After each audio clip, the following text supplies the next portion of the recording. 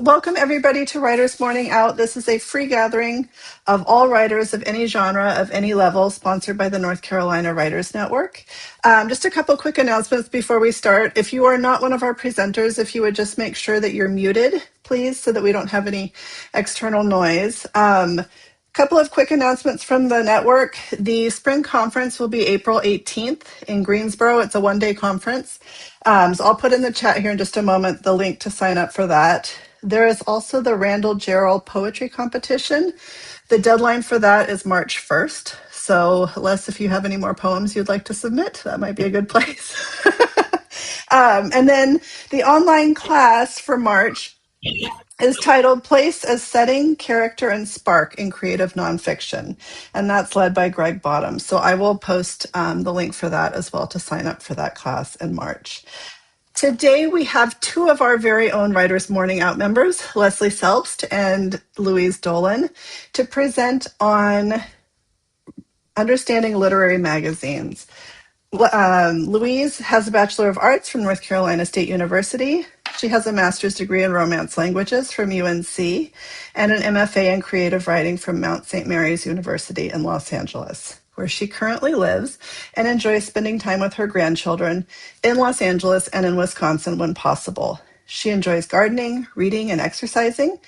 And in writing, she's currently working on her novel, Little Bird. She loves her connection to the North Carolina Writers Network, and we love having her in the network.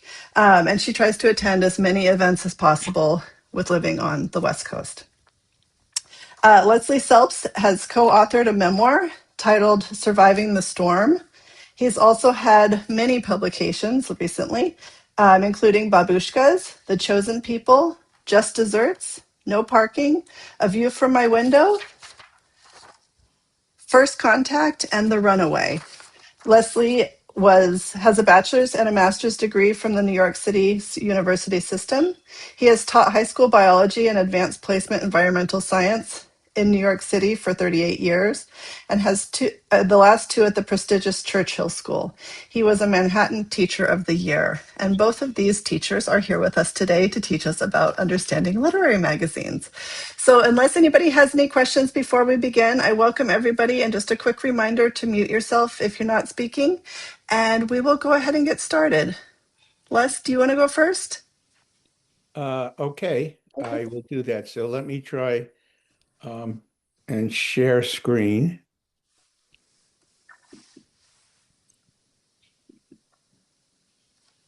I can see it. Oh, okay, good. All right. Before I go to this screen, I want to remind people of what it was like before we had electron transfers. So back in the day, if I may go there, uh, I don't know if you can see this. This is a manuscript of this tiny little book in the corner. And um, in order to get this published, you could in those days, this was in the early 90s, you could send out a manuscript to a publisher, and if it was accepted, they would take care of everything. And so Janet and I typed this up, we sent 10 copies out, and it was picked up, and we were very lucky. But let's now jump about 40 years to the present day. And for those of us who write books, there's a big gulf between the quill and the actual publication of the book. You have your agent, which now you can't get to the publisher. You have to go through an agent, and it's very hard to get to an agent. You have your draft submission, your proofreading, your editing, your book design, your cover design, your publishing and distribution business plan, and it takes time and money. So it's it's not what I want to do in my retirement.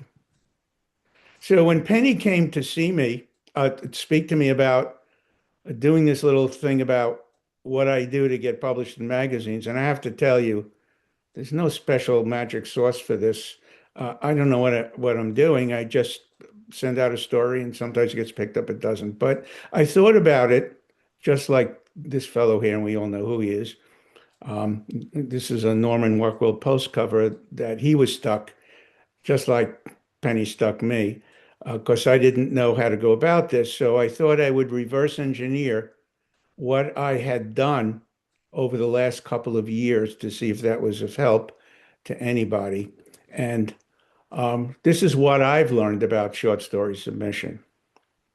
So I've been reading the best short stories of 2025 in a short story group from Shared Learning, and most of them were very bad.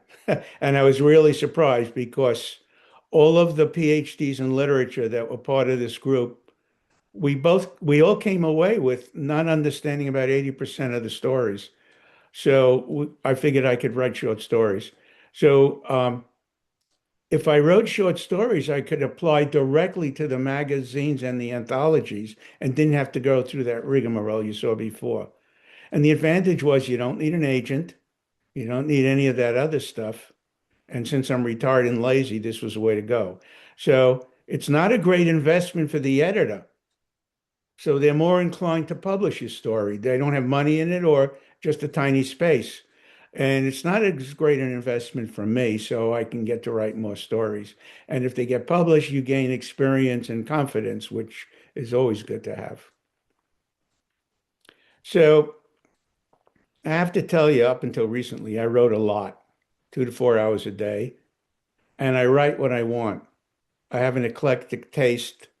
I have lots of different genre and lengths. I write magic realism, historical fiction, nostalgia, mystery, etc. And I write flash fiction up to 1,000 words, fiction to 1,100 words, and novellas, which are a bigger project. And this would allow me to appeal to a larger market. And by the way, I didn't plan this out. This is just how it evolved. And I'm looking back to see what what what tools I've used. So you also where to send this stuff. So I've written 2 novels, but I haven't done anything with them. But I use their chapters for writing other short stories. And where to submit to. These are platforms that I subscribe to, and they're really inexpensive. Some of you probably know about them.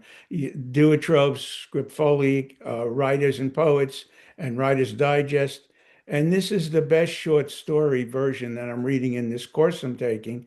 And the back of the book has all the sources of all the contributors for the short stories, and those are the places to go to. So this, for me, the back of this book, those sources are high-end submissions goals for me. So I do that if you want to do that if you're feeling pretty frisky.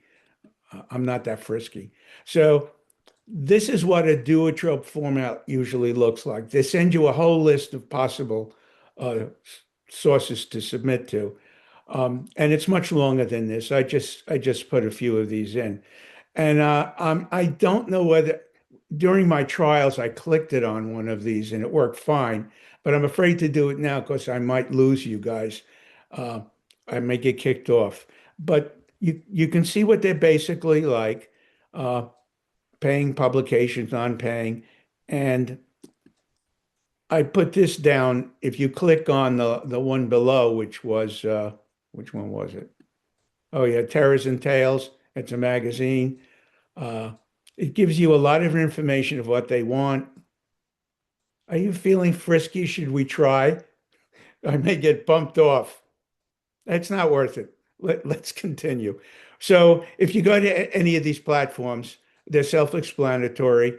It's about $5, $6 a month to belong to those. This is also an interesting source.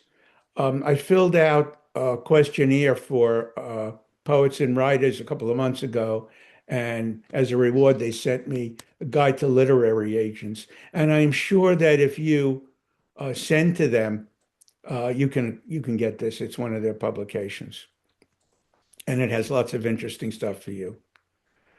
So at this point, Oh, let me get rid of this. I can't see what's up. Okay. I decided to figure out how to do this, to present this. So I thought that if I divided this up into nuts and bolts of submitting, what I actually do to submit, and then what I find interesting in stories to submit, that might make it a little easier to get through this. So this is the nuts and bolts of stuff. So I write a lot, and I have a lot of stories that accumulate. So I try to standardize my procedures as much as possible. So I have a standard format, a standard query letter, a standard bio, and a submission chart to keep track of what I'm doing. And the best thing of all is the withdrawal letter, because that means I've been published in one magazine, so I withdraw from the others. So let's see how this actually works out. I put this together like an assembly, so it's easier to track. I get crazy ideas and I write them down and I have a file for them. I put them into a story. The story gets finished. I send it off to submittable to my Grammarly because as Bonnie would tell you, my grammar's not too good. And my wife then who takes a look at it at the end. Um, and that's the basic process. So let's go through each of these files separately. A list of ideas. The ideas I have here written in yellow or yellow outlined are ideas I started writing.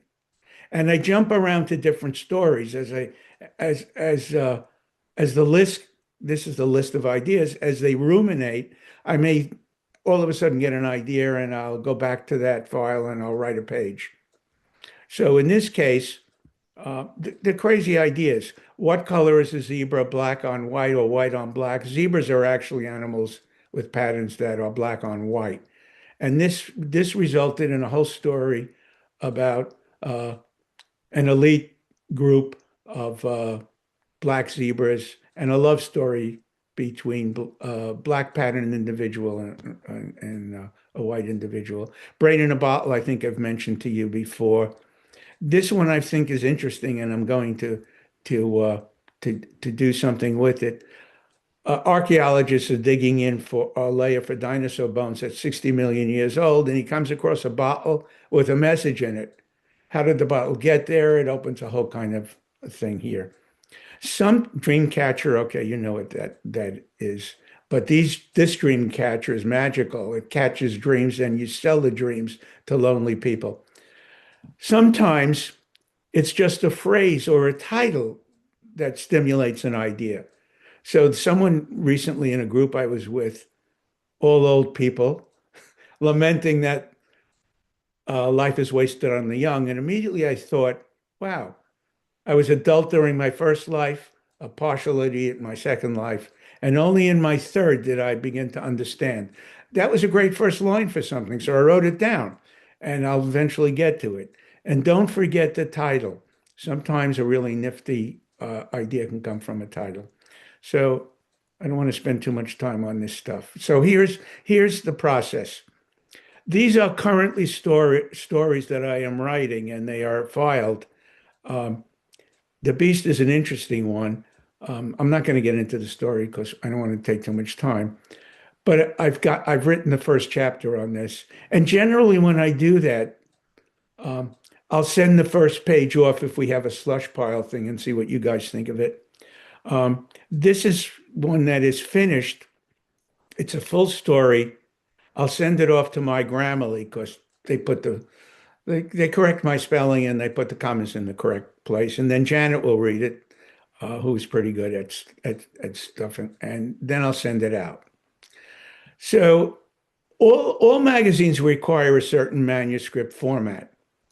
I got these off the internet, and they're basically very similar to one another. If you're writing a novel, it's a different manuscript form, but this is the basic format. They differ very little, and I've adopted my format from this. So here's my adopted format, which I send out, and I don't bother too much reading too much for into each of these magazines because otherwise it takes too much time. I send stuff out in batches. So I have my contact information in the left corner. In the right-hand side, I don't know if you can see it, it's approximate number of words. Halfway down the page, it's the title, capital, my name. You can see what it is. And then on all subsequent pages, as a header, I put my last name, the name of the title, and the page number.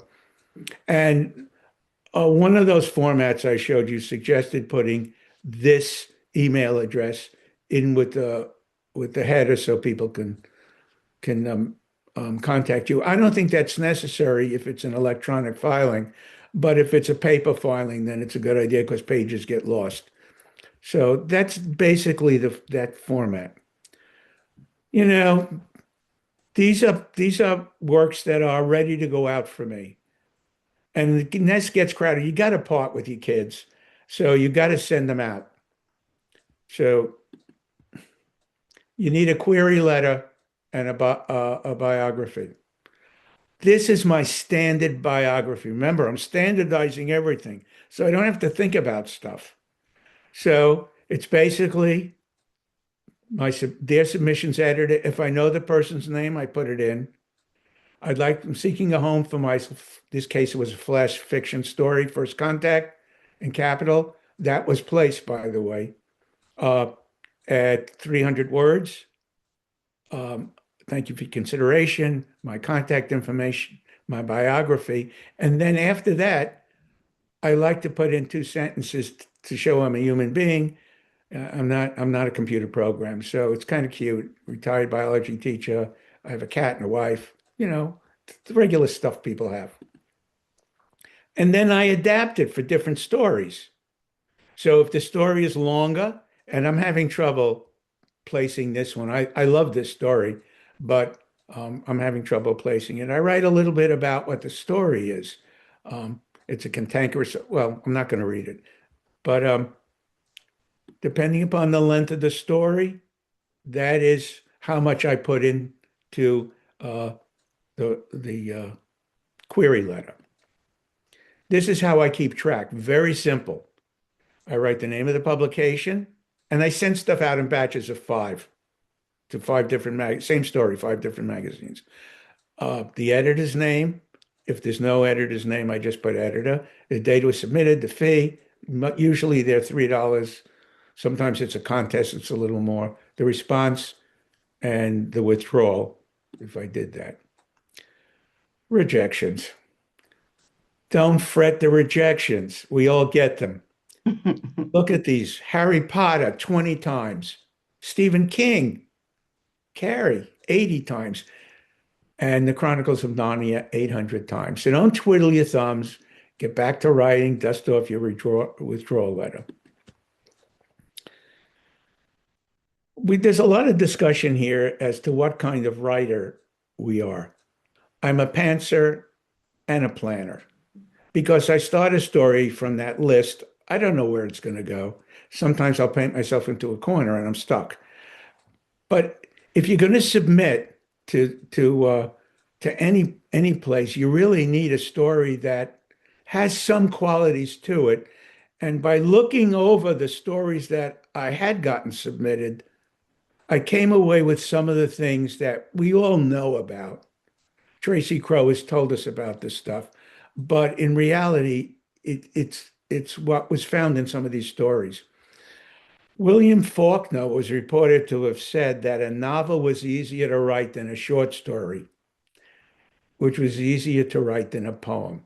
And remember, a short story, it's like condensed orange juice. You're trying to fit a lot of stuff into a smaller story. So you've got to be careful of how you do it. So here's what I've discovered in a lot of my stories, which you guys already know, but I'll go through it quickly. Try to tap into something that your audience has in common with one another. It could be something as simple as most people fear death. A lot of people are claustrophobic.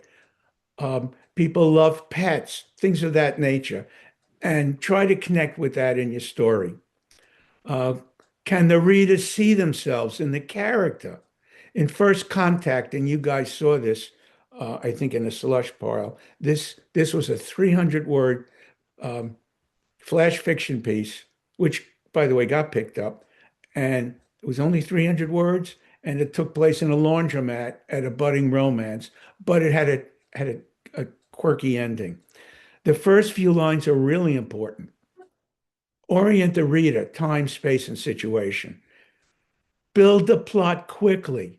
In this story called The Outsider, I'm going to send out, you have this quirky little old guy that moves into a town in the middle of the night, and he's a recluse. He doesn't come out except to see the school bus empty the kids. So the parents are afraid of him, and he ends up dying.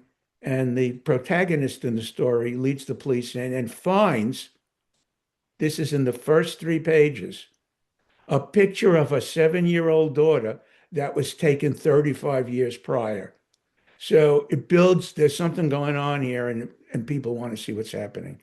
Intimacy, get them to fall in love with your character or hate the character.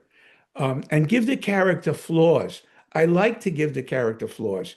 In The Caretaker, which is my YA thing, which hopefully will be a series, we have a time traveler who cannot work an iPhone. He can travel through time, but he can't work an iPhone. And he carries with him a cuckoo clock with a pet. It's a mechanical bird, a mechanical cuckoo, who has delusional problems. He thinks he's a hawk sometimes, thinks he's an eagle, and he talks in metaphors. And he's locked up in this bird has this clock and is only allowed out on the hour and a half hour, but he's an oracle. And he murmurs from inside the clock at appropriate times in the story. And when he comes out, he makes prophecies which are woven into the story. So it's an interesting side thing that you put in. How am I doing on time? Should I? Okay. In longer stories, I like to have two plots, a main plot and a subplot. This isn't usually in the novellas and I like them to come together. Sometimes it's not what's said in the story, but what's not said. Uh, so um, I can't see what I wrote, but you get the idea. And I got this from Tom. I like the words and sentences to flow smoothly. I don't like verbal nails sticking up. And sometimes it could be really simple, like just reversing a phrase, like instead of she said, you could put in said she, and it makes the whole thing really smooth. And, I got this from Bonnie. She kept throwing out stuff that I wrote. You can wax poetic, but avoid grandma's embroidery. Don't keep throwing in stuff. Say what has to be said and leave the sentence. Don't mutcha, which is a Yiddish expression for poking and prodding. So, endings, they're more than just a period. Um, you don't want to cheat the reader and all of a sudden paint yourself into a corner and then say, oh, it was a dream, because that doesn't work out well. But you could end with an unexpected twist, which I do that in some of the stories. And the reader should leave the theater with something, uh, some grist for discussion, something to think about. They should be angry or sad or happy. They should not be complacent. Um, and should the ending bring closure or should it be open-ended? And should you leave the ending up to the imagination of the reader? That happens a lot in these short stories that I've been reading in this group. And I love this part, the withdrawal letter. A lot of the places you're going to submit to will allow simultaneous submissions. So you can submit to several magazines at the same time. And I told you I send them out in batches of 5. And you write this to the others that did not accept your or haven't told you yet if they're accepting your story. Please withdraw my submission. And this isn't really necessary, but it made me feel good.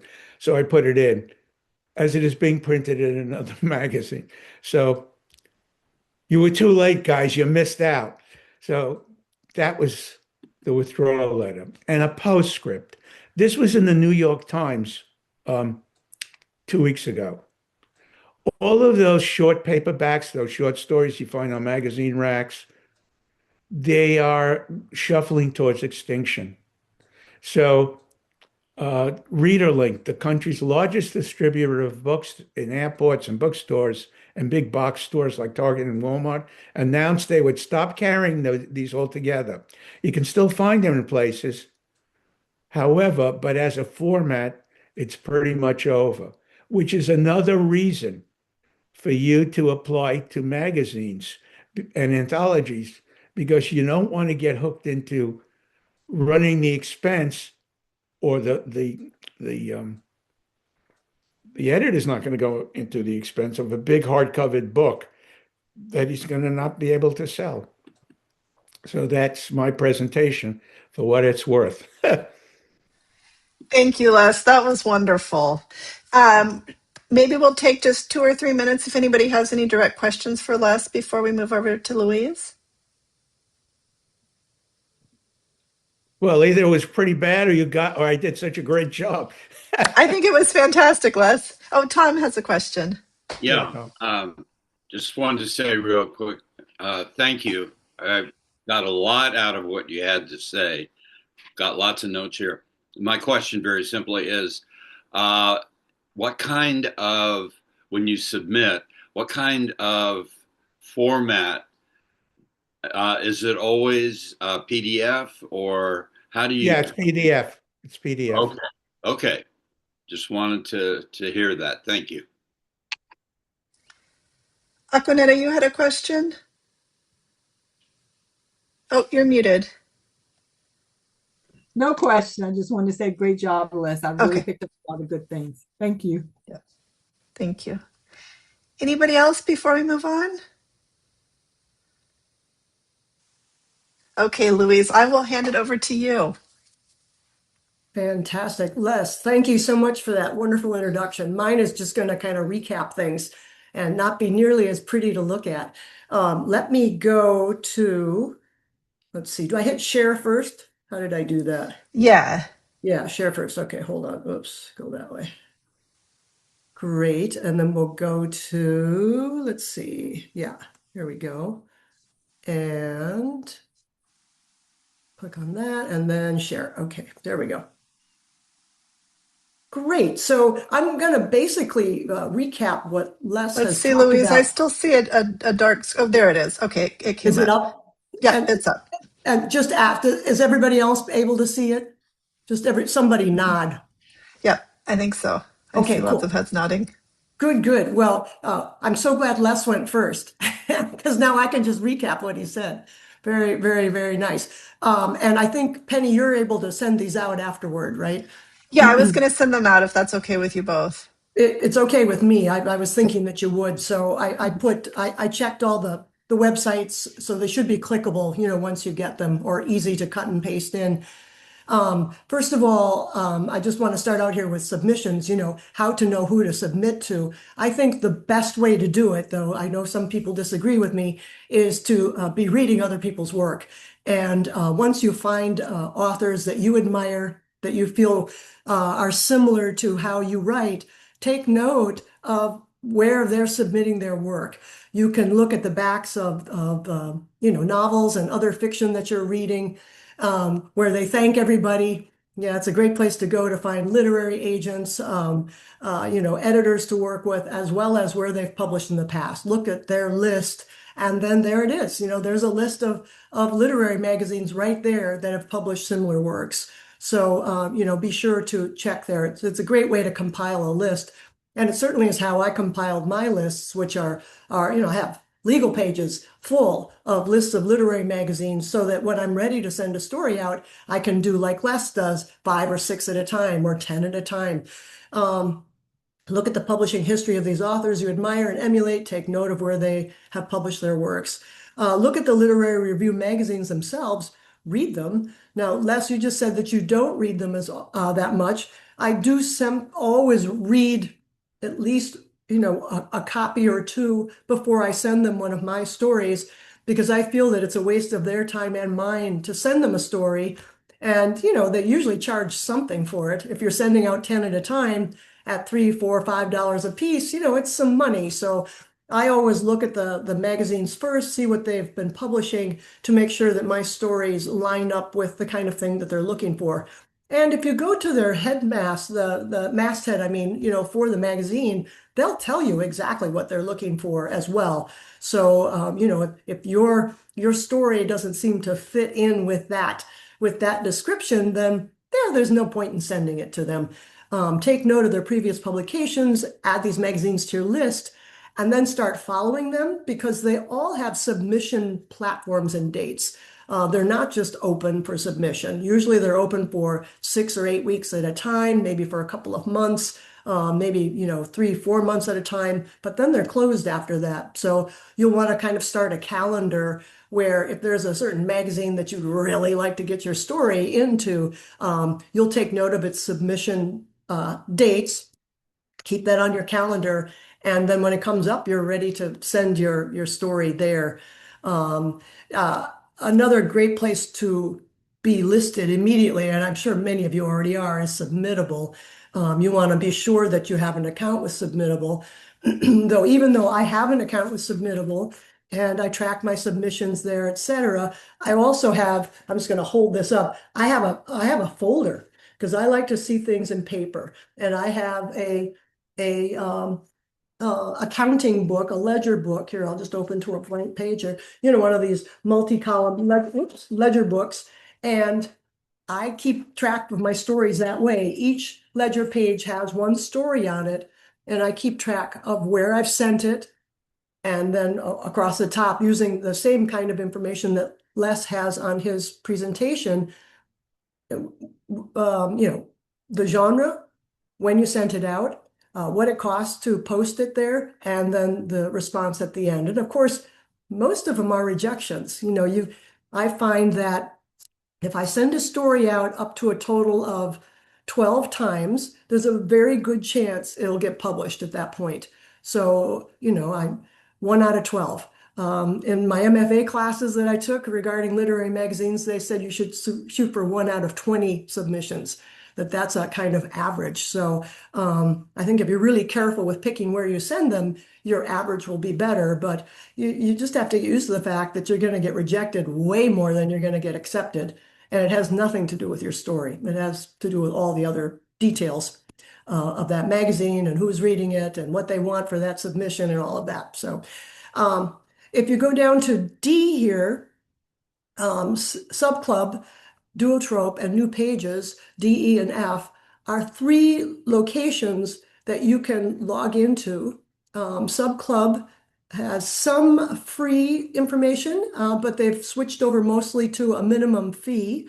Their fees are very reasonable. You can sign up per month, or you can sign up per year. It's a little cheaper if you sign up for the year. Duotrope also has a $5 per month charge, or $50 per year, which gives you a little break there. And New Pages is completely free. All of these websites are there. They all work. I checked them yesterday. And those are great places for you to go to look for who's accepting, who's open for submissions. And these are places that I go to when I'm trying to submit short stories. If we go to number 2, how to maximize your chances for publication. Again, carefully read the submissions guidelines several times and then follow them explicitly. And these are the same instructions we get from Penny every time we have the ability to submit something to Writer's Morning Out, either for the slush pile or for the other things that we submit for here. The guidelines are the first hoop you have to jump through. And they will often include genre, word count, font and type size, margins, pagination, title placement, author's name appearing or not on the submission. Many submissions do not want your name anywhere on it. So what Les is doing by putting his name into the headings or into the lower at the bottom of the page headings, many submissions would not read your piece if it came through that way. So be sure to read the submissions guidelines very, very, very, very carefully, and then read them again, and then read them again, and then read them one more time before you hit send. because the smallest mistake probably means your submission will not be read and you've wasted your time and your money. I keep separate tracking pages for each story, but you can also do that through Subclub. You can do it through Submittable. Duotrope, I believe, also helps you track your submissions. So whatever works best for you, do it, but keep track because as Les mentioned, you've got to have that wonderful letter which says I'm withdrawing my piece because someone else picked it up. And you do need to do that. So, when I've sent my story out to 12 places and it gets picked up somewhere, I have to usually send 10 or 11 letters to withdraw my submission from the publication.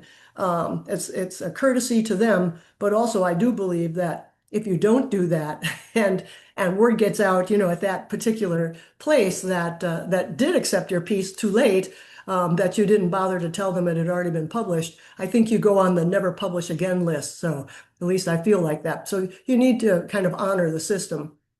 So keeping track of your stories is really important.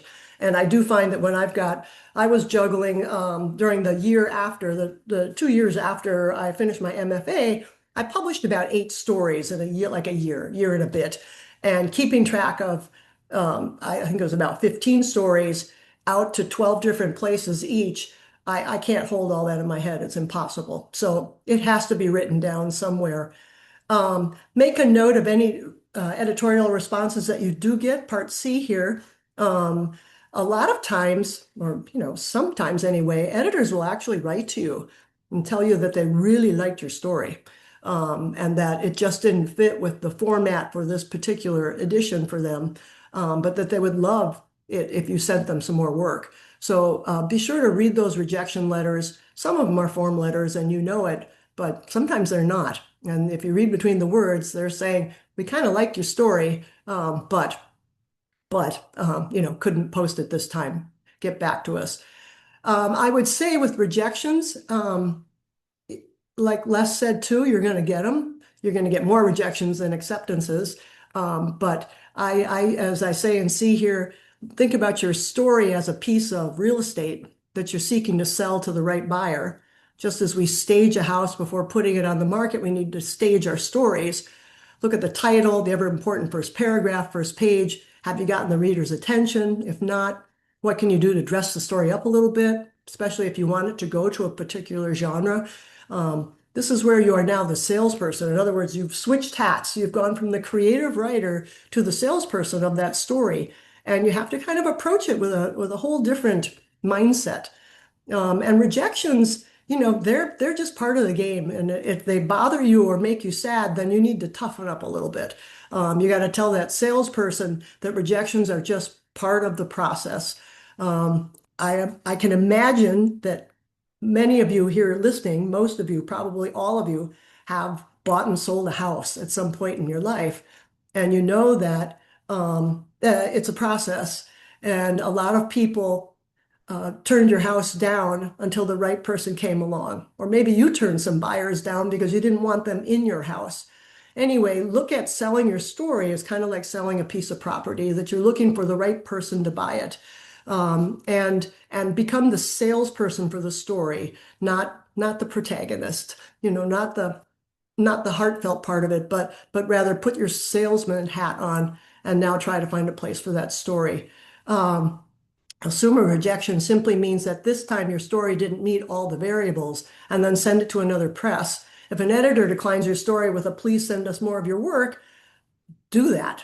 Do it as fast as you can if you have another story, because you're in their head right now and they liked you. They just couldn't put that story in. But you don't want to lose that connection. So stay in touch with the magazines that you like, read them.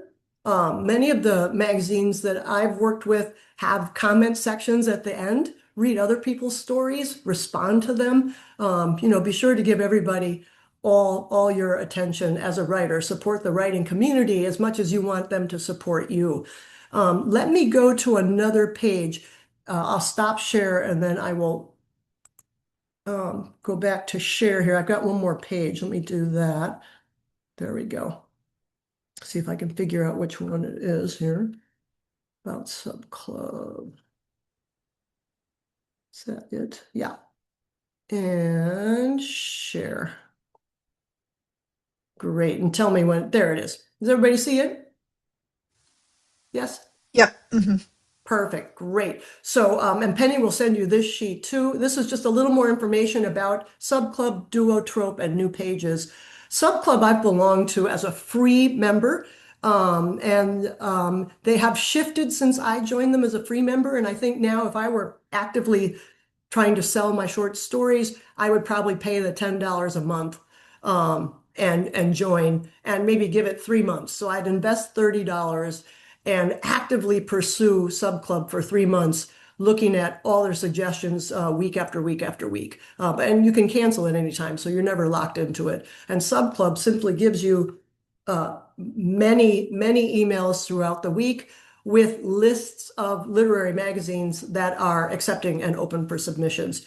Right now in the United States, there are something like 6,000 literary journals available for reading. Unbelievable. Or maybe it's not the US, maybe it's the whole world. Sorry, maybe I said that wrong. But anyway, there are thousands of journals out there. And I would class the journals in 3 levels, the top, the cream of the cream. Then there's the middle ones, and then there are the ones that pretty much anybody can get published in. You can find out what those magazines are if it isn't obvious to you just by looking at their content. And obviously, to get into the cream is much harder. They have an acceptance rate of 1, 2, 3%. But if you get in there, it looks really good on your resume. And you will see some of those really good literary magazines listed in people's bios at the beginning or end of a story or in a novel. They're going to list those cream literary journals that they got published in before their novel went big or something like that. So those are the ones we aim for. Those are the good ones. And they're hard to get in. They accept 2, 3, 4% of the stories that are submitted to them. And Subclub tells you all that. So you know what you're getting into when you send your piece out. Duotrope is a subscription-based service for writers and artists. It has an extensive searchable base of current fiction, poetry, nonfiction, visual arts. I mean, it's everything. It has a calendar of upcoming deadlines, has a submission tracker. And Duotrope is now, let's see if I put prices in there. I didn't. Oh yeah, $5 per month, $50 per year. That's on the other sheet. It's all right there. And then New Pages is free. I've not used New Pages, but I did kind of fly through it yesterday. Looks like a great spot. It's completely free. So, lots of calls for submissions on there. You're not spending any money at all. That might be a great place to start if you're not quite ready to, invest money on a monthly basis for help with subscriptions. New Pages or Subclub would be great places to start, and it's free, nothing invested. Down here, I wanted to also mention, there are calls for submissions and then there are calls for writing contests, and Les mentioned that too. Prices vary. When I first started out, I was so excited about getting a story published or winning a writing contest. And I would send them out and I'd send them my $20 and I could just see my name coming back a month or two later with that win. And I never won any of them, which is fine. But I also never pay that much money anymore, ever. And my instructors at the MFA program also said they never enter anything that requires a $20 fee, that it's just a total ripoff. In other words, you're paying for the contest and whoever does win it gets your money. There's no need to send money off for these things. You can find plenty of free ones. And a lot of the really good literary magazines, as Les mentioned, their fees are $3, maybe $5 at the most. So, it's a cup of coffee that you would have gone and had today. Instead, you spend it on a submission. So I would just warn you to be careful about the contests, just as my MFA professors did. I didn't believe them, but now I do. They're absolutely right. You can feel free to send your money off, but chances are you won't get anything for it. So be careful with that. Some of my favorite literary review magazines are listed here. Persimmon Tree is published in New York City. It's a lovely, lovely literary journal for women over 60. Several people from North Carolina are publishing in there on a regular basis. I've had 3 stories published with them now.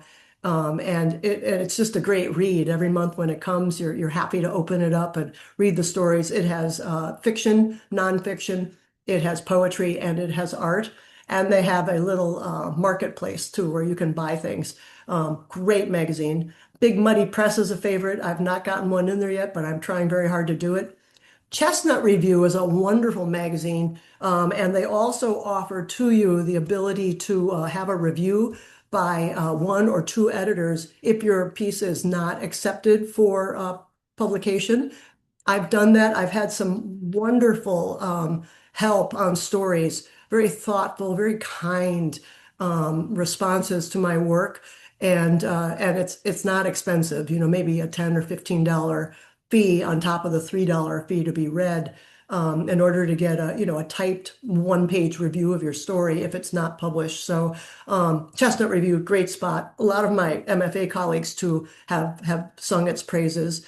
Craft Magazine is a big one. It's a little more expensive to submit to. It's a wonderful place though to, if you get a story in there, to add it to your resume. These are top-notch magazines that look really good on a resume as you're submitting to an agent or trying to get an editor to pick up your work.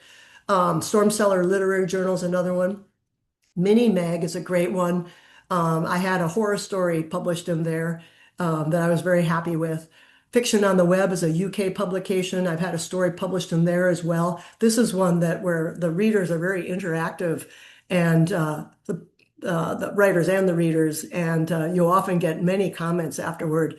I published a rather hot story in here, and I got a lot of just wild comments. It was wonderful. The Pinnacle Literary Journal, I had a story published in here. Mud Season Review is another one that I'm hoping to get into. I've had a couple of nice turndowns, but they haven't picked one up yet. Orca's already also a really famous journal, and the Electric Literary Magazine.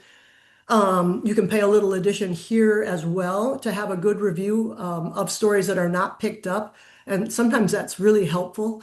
A rejection, a thoughtful rejection, and why they didn't pick your story up. So I hope that these 2 pages will be useful to you, along with Les's wonderful description of the process of preparing short stories for publication. And getting your work ready to get it out there. This is really a fun thing to do with your work, but you do have to wear 2 hats. I meant to have 2 hats handy here, my writer hat and then my salesman hat, because you really do have to dig deep and get that other personality out of your heart somewhere that is the one that says, hey, I got something to sell to you, and be the salesperson for that story. And be really, really, really careful about all the details for submissions. As I mentioned earlier, read those submission guidelines 2-3 times, and then read it again before you actually hit the submit button, because they mean it. And it's kind of the what do you call that when it sorts you out. The people they're going to read.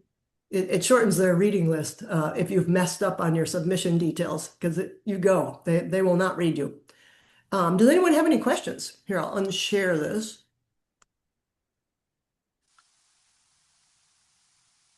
Hey, Judith. Judith. Thoughts on how many journals do you subscribe to? Do you keep up with? Or where do you get your journals to? Where do you go to get your journals to read? Subclub and Duotrope, any of these literary listings, you see the journals listed, and whatever looks interesting to me, I read. I read about maybe 3 or 4 journals a month, because that's all I have time for. I would think. Where I read them cover to cover. They come, they arrive, and I do pay for them. Some of them are $20, $30 a year. The couple from North Carolina, let me grab one real fast here that I love. Where?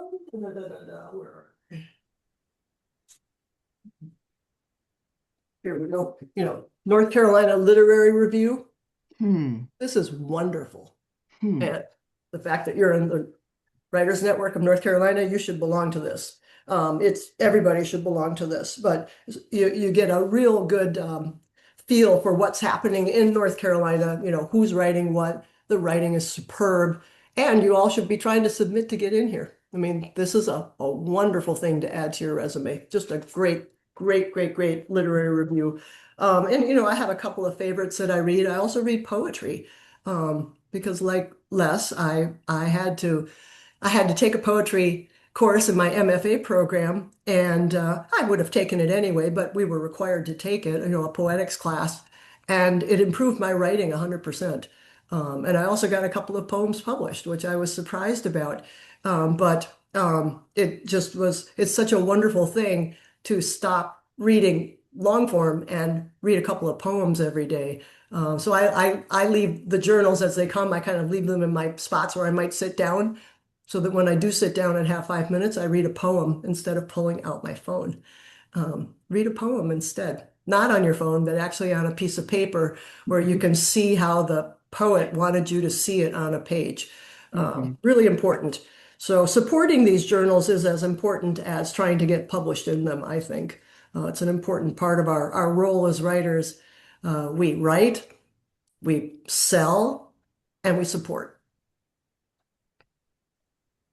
Being a good literary citizen. Yep. You're Mhm. exactly right, Louise.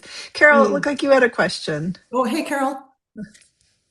I'm interested in your ledger pages and how you Mhm. track and where do you get them? Because I've I've looked. Office Office Max. This is Office Max. It's a standard accounting columnar pad. Okay, and do Yeah. they? And Okay. it's eight columns. That's the one I get. Oh, okay. Okay. Yeah. And you get all of that because I've tried and it doesn't seem to have enough room. So what do you use the columns for? I'm just really curious. Sure. Yeah, yeah. Let me go to a page here. I put the title at the top, Right? and then the columns I use for a submission date. Mm-hmm. I also have the word count in there, the genre, the amount of the price. Mm-hmm. I have the submission date, of course, and then in another column I have expected turnaround time because usually they'll tell you 1 to 2 months, 6 months. If something's going to be in a pile for 6 months, clearly I'm submitting at other places, simultaneous submission. I also have a column for, simultaneous submission. Um, to remind myself when it's not a simultaneous submission place because some places won't accept your work if it's submitted other places. So they're trusting you on your honor to not submit at other places. So if I do send a story somewhere where it cannot be simultaneously submitted somewhere else, then I actually, get out the yellow highlighter and remind myself of that because I think it's important that we honor their submission guidelines. So that I never use up all 8 columns. The first column is for the title or for the first submission date, and then I just kind of I do it all in pencil. So if I need to change the title of the column, I can. But yeah, I'm a pencil person. There they are. They're all over my desk, and 2 pencil sharpeners. All in pencil. And then, when I do get a acceptance, there's a column for rejections and I write rejected, rejected, rejected, rejected, so you'll see how many times a story has gone out and then suddenly it says accepted and I get out the yellow highlighter again and so I can see that. And during the year after my MFA program, I got 8 stories accepted for publication. So, it was a good first year out. And it really just took sitting down, and kind of being on top of this publication list, X number of hours per week. The MFA professor that taught us the first literary journal course that I took, he said he used Fridays for being the salesman day. He didn't do any creative writing on Fridays. He devoted all of his writing time to salesmanship and getting his work out. And so Friday was kind of a break. It was like, oh, today's salesman day. So he didn't have to feel guilty for not writing or for not getting X number of words done on that day because Friday's salesman day. And, just set aside that day. And so I did that first year or two. Just wanted to be as kind of methodical, businesslike about it as I could be. And I didn't have to feel guilty about not writing that day because That wasn't a writing day. That was a salesman day. And it worked. I got 8 stories published in a year. So I was very happy with that. I think Les has gotten a lot more published than I have. And I've been working on my novel ever since and decided I couldn't do both things at once. So I have stopped trying to get short stories out for the moment, and I'm just plugging away on the novel.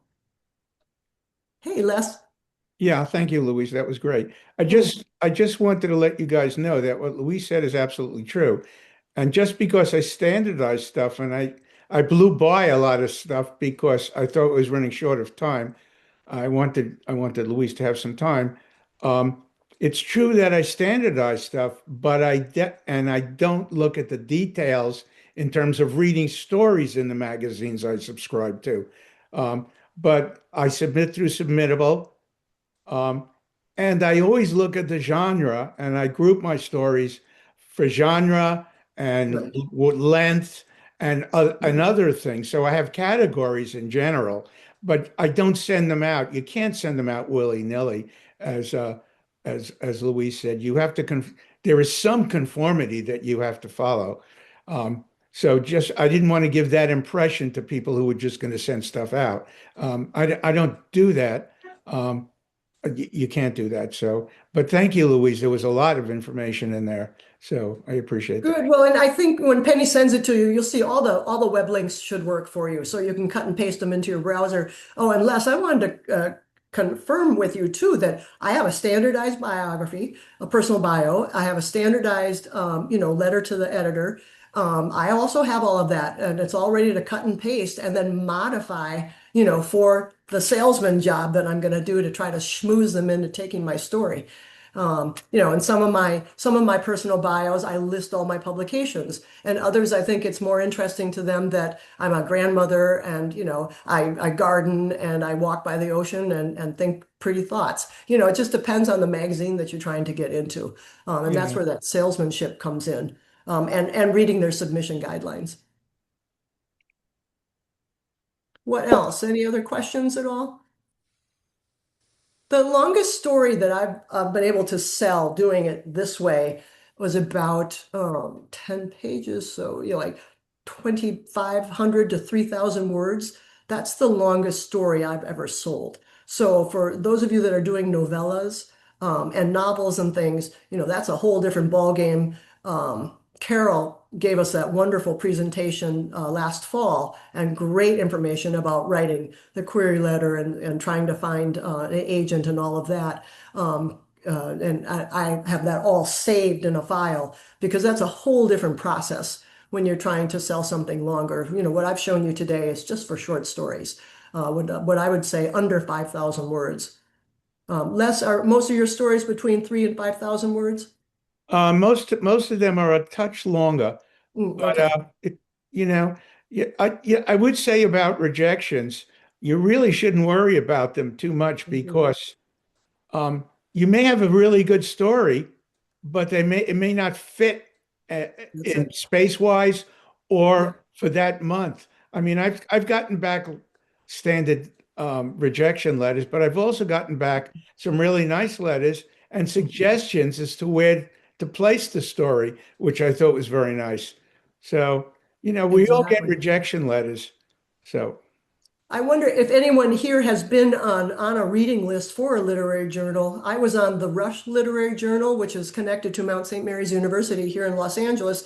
I read for them for 2 submission seasons, spring and fall. And I read hundreds of stories, which was also a great eye-opener to see what other people were submitting. And being able to say nope, nope, nope, yep, and it was really a great experience. But I did see how the editor of each of our editions, came in with a certain taste, a certain preference, a certain agenda for what they wanted that particular edition to look like. And there were lots of great stories that simply didn't fit that particular season. So, as Les just said, rejections are simply, it just means that you don't fit this time. It doesn't mean that your story is not good, not at all. And Louise, Rachel was wondering how you become part of a reading list.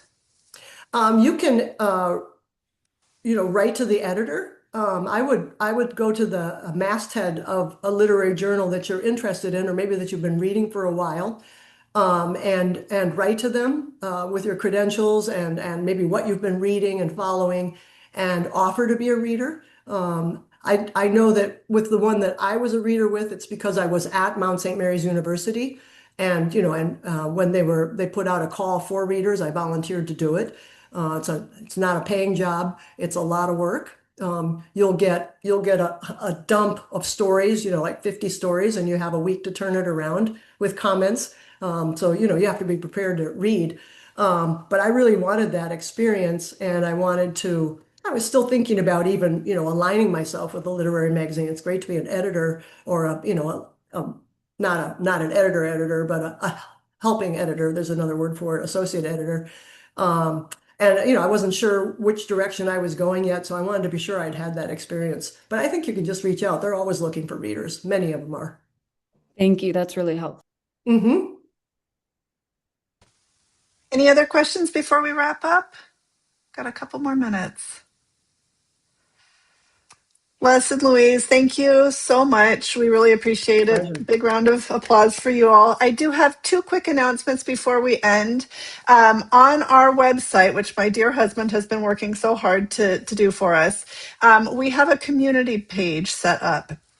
So if you go to writersmorningout.org, there's a community link at the top, and you can click that, and we have sort of a form that you can fill out with as much or as little information as you want to give.